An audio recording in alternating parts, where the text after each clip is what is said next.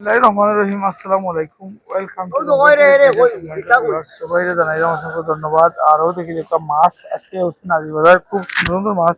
আচ্ছা এটা কোন জায়গা থেকে লইছেন তো বানাইয়া আমার কেমনে দিবা সিকন্দরপুর রবা যিনি মজাই বলেন এটা মাছ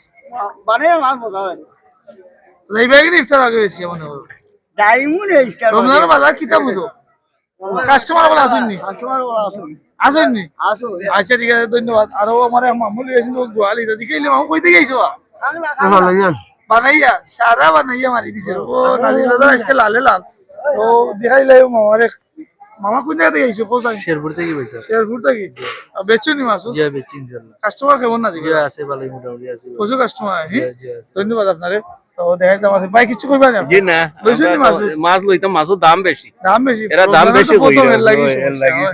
আচ্ছা ঠিক আছে তো আপনারা দেখাই আমরা নাজিবাজার মাছের মামু কিতা বাড়ি কোন জায়গা? বাড়ি বিশ্বনাথ। বিশ্বনাথ। তো কিতা খবর মাছ বনি করছো নি? রমজানের বাজার কিতা বুঝো? ভালো না নি? ও দেখলি যাবার সই। তো আজকে আপনারা দেখাইবো আমরা নাজিবাজার থাকি। ও আমা 2005 আগেও দাম যখন বিদ্যুৎ কইরাম ঘরে নেও কি মামা 550 দিলাই না বাবা এটা উপরে পড়ি যায় পুরা লেভেল দেওয়া লাগবে।